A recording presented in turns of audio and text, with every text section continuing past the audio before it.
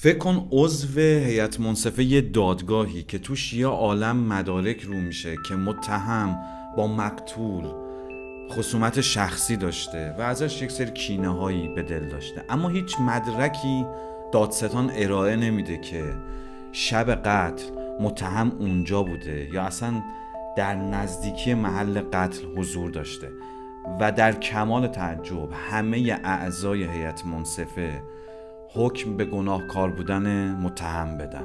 این اتفاقیه که توی فیلم هیئت منصفه شماره 2 میفته. اتفاق اصلیه رو به ما نشون نمیده، نمیگه چی میشه که کاراکتر اون چرخش اصلی رو انجام میده و از ما میخواد این داستان رو باور کنیم. میخوام توی این ویدیو در مورد این ایراد بزرگ این فیلم حرف بزنم. سلام، به کانال سینمازیز خیلی خوش اومدین. You know what to do. یک فیلم جدید از کلینت ایستوود که مخاطبای جدی سینما همیشه اون رو جدی میگیرن. فیلم‌های مهمی داره، فیلم‌های خوبی داره. حالا یه فیلم جدید ساخته که شروعش یک داستان خیلی باحال رو نوید میده. یک نفر که نمیخواد عضو هیئت منصفه باشه در نهایت برگزیده میشه و میخواد این وظیفه شهروندی خودش رو انجام بده، ولی وقتی ماجرای دادگاه رو میشنوه احساس میکنه که اون اتفاقی که چند وقت پیش براش افتاده مربوط میشه به ماجرای این دادگاه. چی از این جذاب‌تر؟ درام‌های دادگاهی همیشه برای ما جذابن، جالبن، چون یه سری معماهای اخلاقی رو توی بعضی از اونها شاهد هستیم که برای ما جذابه که دادستان در جدالش با وکیل مدافع چطور میتونه این موقعیت اخلاقی رو برقرار بکنه. کدوم یکی دارن اخلاقی عمل میکنن، کدوم یکی فقط به دنبال کسب شهرتن یا میخوان توی اون پرونده برنده بشن. و این فیلم هم توی این زمین داره بازی میکنه. یک ابهامی برای کاراکتر اصلی وجود داره که خب ابهام جالبیه. آیا واقعا من این کارو کردم؟ آیا این اتفاق برمیگرده به من؟ اگه این فیلم میتونست این ابهام و عدم اطمینانی که کاراکتر اصلی در مورد گناهکار بودن خودش داره تا انتها حفظ میکرد، فیلم میتونست یک درام جذاب دادگاهی اخلاقی بشه که چون جاستین مطمئن نیست که خودش گناهکاره، شاید واقعا به یک گوز زده باشه، چون خودش مطمئن نیست که این کارو کرده، یک طوری پرونده رو پیش می برد و یک طوری نظر اعضای هیئت منصفه رو عوض می کرد که توازن بین حقیقت و عدالت برقرار می شد. فیلم میتونست روی این مرز باریک راه بره و نیفته، یعنی ما بین این دوتا حرکت بکنه و جاستین تبدیل بشه به یک کاراکتری که خب توازن بین این دوتا رو برقرار میکنه. اما فیلم روی این مرز باریک نمیمونه و از یک طرف میفته. روی صحنه پل اتفاقی میفته که به نظر من ضربه مهلکی به داستان فیلم میزنه. این صحنه پل یک حالت آیرونیکی داره، انگار اونجا که ماشین دور میزنه زده و نویسنده و کارگردان رو از روی پل انداخته پایین و فیلم تبدیل به یک چیز دیگه ای میشه، تبدیل به ضد خودش میشه. توی این صحنه وقتی که اعضای هیئت منصفه اومدن برای اینکه صحنه جون رو بازدید بکنن، جاستین با دیدن متهم توی ماشین به یاد میاره که اون شب هم متهم رو دیده که بعد از اون بار دور میزنه و بر میگرده و دنبال دختر نمیره. اینجا دیگه فرضیه گناهکار بودن خود جاستین هم برای ما هم برای خود جاستین توی ذهنش قوت میگیره. سوالهایی پیش میاد که این خاطره کجا بوده؟ آیا الان یادش اومده؟ چطور قبلش یادش نبوده؟ پس از اول احساس میکنیم این دوراهیه فیک بوده و جاستین احتمالاً از همون اول میدونسته که گناهکار اصلی خودشه. اگه اینطوریه پس چرا جاستین همون اول تلاش میکنه که رأی اعضای هیئت منصفه رو برگردونه؟ یا اگر اون اراده اون برای برقراری عدالت رو در نظر بگیریم، بعد از صحنه پل چه اتفاقی میفته که این کاراکتر چرخش 180 درجه‌ای میکنه و رأی به گناهکاری میده و بدتر از اون وقتی با دادستان مواجه میشه میگه حقیقت و عدالت همیشه یکی نیستن. میگه من آدم خوبیم و یه خانواده دارم الان که باید بهشون برسم، اما اون یک فرد سابقه داره. این حرف رو در حالی میزنه که در جمع هیئت منصفه گفته آدم ها میتونن تغییر بکنن، اما اینجا به راحتی عقب میکشه و میگه که اون فرد سابقه داره و من لیاقت بیشتری برای یک زندگی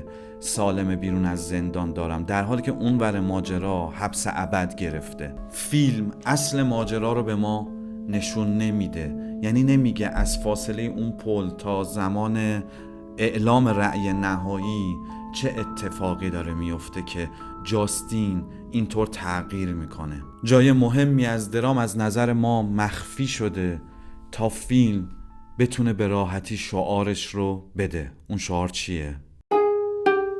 فیلم مشخصاً داره به نظام دادگاهی و قضایی آمریکا اعتراض میکنه. میخواد بگه که اینجا عرصه‌ای برای یک بازی، برای یک قرارداد که بین دادستان و وکیل مدافع یک قرارهایی شکل میگیره و هر دو میخوان توی این بازی برنده بشن تا نفع شخصی خودشون رو ببرن. میخواد بگه توی نظام قضایی آمریکا این نظام هیئت منصفه‌ای چقدر عدالت متزلزله، پای عدالت چوبینه توی این نظام. و خب به خاطر گفتن همین قضیه یک جای مهمی از داستان رو به ما نشون نمیده تا بفهمیم که جاستین اونقدر فشار روش بوده که این رو قبول میکنه. اما این فشارها از اول هم بودن، پس چرا جاستین اونجا نظرش رو عوض نمیکنه؟ یک سری داستانهای فرعی که بلا تکلیف رها میشن و قرار این معادل سازی رو بین اعضای هیئت منصفه هم پیش ببره. مثلا اون فرد سیاه پوستی که از این گروهی که اون پسر قبلا عضوش بوده ضربه خورده، هی مدام میاد پاپیچ جاستین میشه در حالی که به جایی نمیرسه. یا اون کاراگاه پلیس از میانه داستان به کل رها میشه. اینها صرفاً آورده شدن تا این ضعف نظام قضایی آمریکا برای ما رو بشه. یعنی فیلم برای دادن پیامش داستان رو قربانی میکنه و همین باعث میشه پیامش هم دچار ضعف بشه. چرا این حرف رو میزنم؟ چون در نهایت این دادستانه که نمیتونه با اون عذاب وجدان کنار بیاد. صحنه بعد از دادگاه نهایی و اعلام حکم، دادستان و جاستین کنار همدیگه نشستن و جاستین بهش گوشزد میکنه که اگر تو این قضیه رو پی بگیری چقدر برای موقعیت شغلیت بد میشه. اما دادستان نمیتونه این قضیه رو تحمل بکنه، این عذاب وجدان رو، و در پایان فیلم میبینیم که در خونه جاستین اومده. پس میبینیم پیام هم ضد خودش عمل میکنه. توی میانه فیلم میبینیم که همه اعضای هیئت منصفه حکم گناهکاری متهم میدن و جاستین یک تنه میتونه نظر نصفی از اونها رو عوض بکنه. یک چیزی مانند 12 مرد خشمگین که اونجا هم یک نفر میتونه حکم بیگناهی برای متهم بگیره. خب این که داره نشون میده این نظام داره درست عمل میکنه. اگه یک نفر اصرار بکنه روی موضع بیگناهی طرف، میتونه عدالت رو در مورد اون برقرار بکنه. اون کنش نهایی دادستان هم که داره ضد پیام اصلی فیلم عمل میکنه. یعنی در نهایت این دادستان یک نفر رسمی از نظام قضایی آمریکاست که پا پیش میگذاره، حاضر تمام اون عواقب رو به جون بخره ولی عدالت برقرار بشه. این خلأ داستانی که توی فیلم هست بخشیش به خاطر شخصیت پردازی ضعیف جاستینه. یه خورده سانتیمانتال به شخصیتش پرداخته. یک نفری که حالا بچهش داره به دنیا میاد و توی مقطع مهمی از زندگیشه و خیلی احساسی نظرش رو بر میگردونه. ما نمیفهمیم این گپ، این فاصله‌ای که اینجا به وجود اومده رو چی پر کرده که باعث میشه این کاراکتر چشمش رو روی عذاب وجدانش ببنده، وجدانش رو سرکوب بکنه و حکم به گناهکاری بده. و بخش دیگه‌ش هم به خاطر اشتیاق فیلم برای رسوندن پیام فیلمه که اینجا داستان رو قربانی میکنه. کلینت ایستوود یک فیلمساز خیلی جدیه، آثار مهمی خلق کرده. توی این اثر هم یک کار استاندارد تولید کرده توی این سن که امیدوارم عمرش طولانی باشه، اما فیلم درست کار نمیکنه و این معمای اولیه جذابی که خلق میکنه بی جواب میمونه. نظر شما راجع به این فیلم چیه؟ دوستش داشتین یا نه؟ با من موافقین؟ نظر شما برای من خیلی مفیده، باعث میشه که از شما یاد بگیرم و روی کردم رو اصلاح بکنم. برای همین ممنون میشم نظرتون رو توی قسمت کامنت ها با من در میون بگذارین و اگه از ویدیو خوشتون اومده با لایک و سابسکرایبتون اجازه بدین که به افراد بیشتری نمایش داده بشه. تا ویدیوهای بعد، خداحافظ.